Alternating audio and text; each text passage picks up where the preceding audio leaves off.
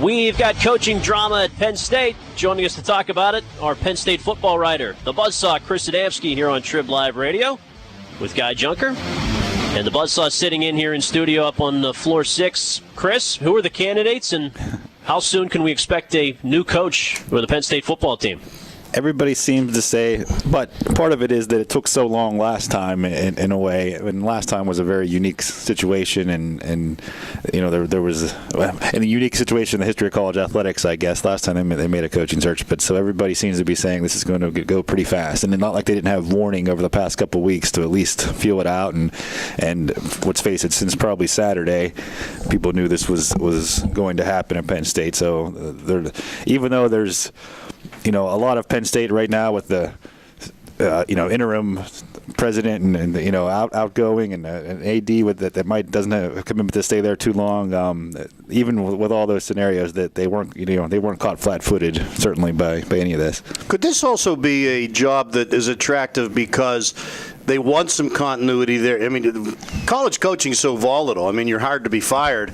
Right now, if you take this job, despite all those other changes, you might actually be a little more stable than most jobs because they want someone to stick around for a while. They may not expect immediate success.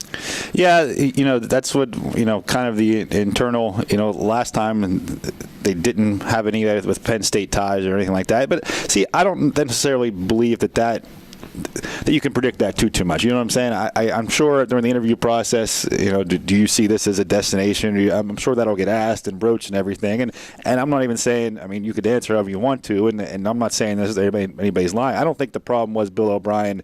I don't think he went into it as Penn State as a stepping stone. I believe he was genuine when he was kind of he always repeatedly said he was reverence of the Penn State tradition and the university and everything. I don't think he necessarily went into it at the beginning thinking that I'm going to be here 2 years and as soon as I get a chance or whatever. So I don't believe that that's necessarily the case. I think somebody could come here and whoever the candidate ABC might be, think that this is a good job, and I think Bill O'Brien proved that it can be a good job, or it is a good job, under other circumstances there was, and the recruits that he was getting, and the relative success that the team was having at that time, and under these crazy circumstances in so many ways that you could see that Penn State, maybe probably if the next coach does his job right, can be a consistent top 10 to 15 program year in and year out, and that makes it a pretty good job. The resources overall are there.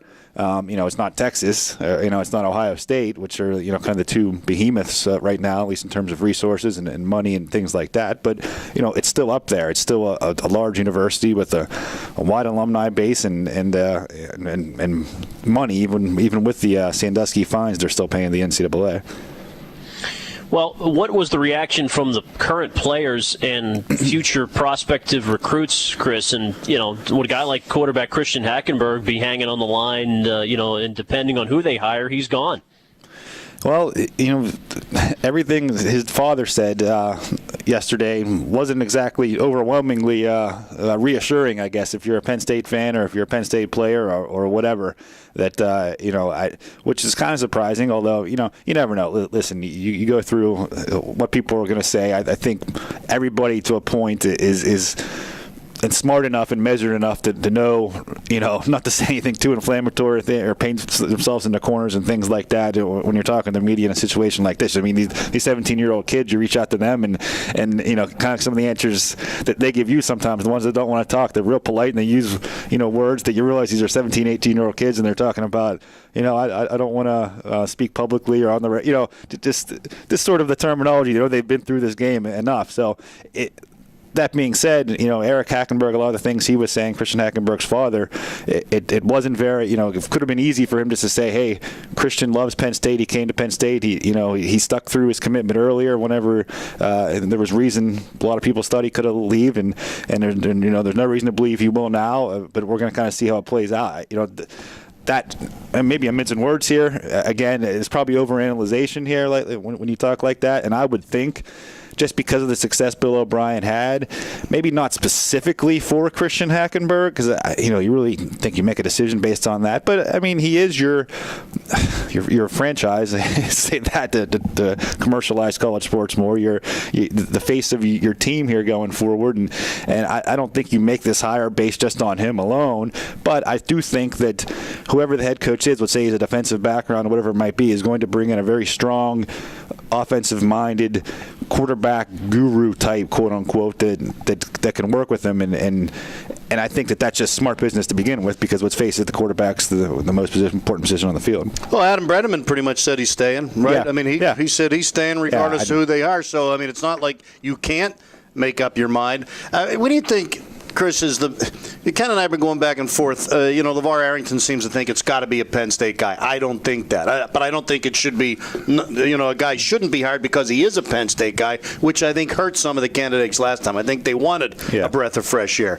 But the interesting thing is, do you bring in a guy that appeases Hackenberg to get him to stay there, even if you don't think he's the best long-term solution, or would you sacrifice a prize recruit like that if you thought it was the right guy for the next, I mean, nobody can predict 10 to 15 years, but if you thought the guy was good for the next 5 to 10 years to settle things down, would you give up a quarterback like Hackenberg to hire that guy? I real quick, I kind of got on a tangent there answering Ken's question about it was overall about players and recruits and Hackenberg, and I just took Hackenberg, which was maybe the most lukewarm of any comments, his father, but of any players' comments that came out. I was sort of surprised with the almost near unanimity and overwhelming support that the players gave O'Brien.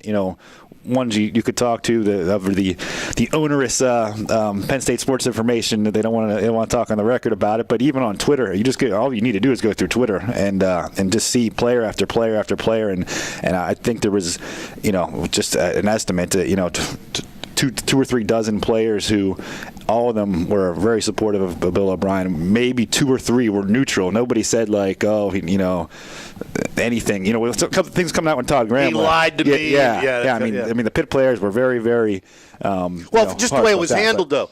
Todd Graham, I didn't have time. I had to get on a plane. Yeah. Before this even leaked out, he called almost every kid on the team himself on the phone and talked to them. Yeah, he handled it the right way. And I don't know if you tend to probably think that he even because that word could leak. I'm sure that the contract, or at least the terms were agreed to, and that word could have leaked. And I wouldn't doubt that there was certainly with his agent from his side say, hey, give me 6 hours here. I got 100 names to call here. I don't know if I'm going to make it through all of them. I'm going to try as fast as I can, as much as I can, because at first I hear a couple players he had called, and then the more you hear it, he said, I think he called everybody. And of course I didn't verify with all 85 players or whatever 100 players and assistants and everything, but the fact he made a decision to do that.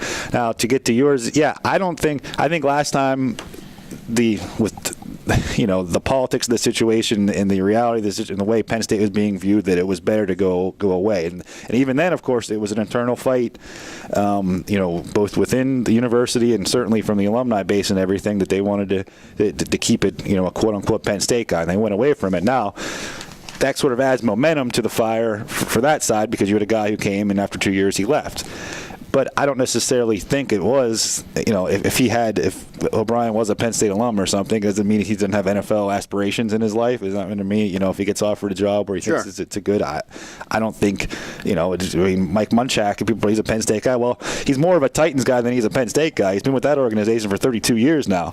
I'm sure he's every indication he does love Penn State. But now, if the Titans fire him, I guess there goes his loyalty to the Titans and go from there. But I think certainly there's more of a tide building that.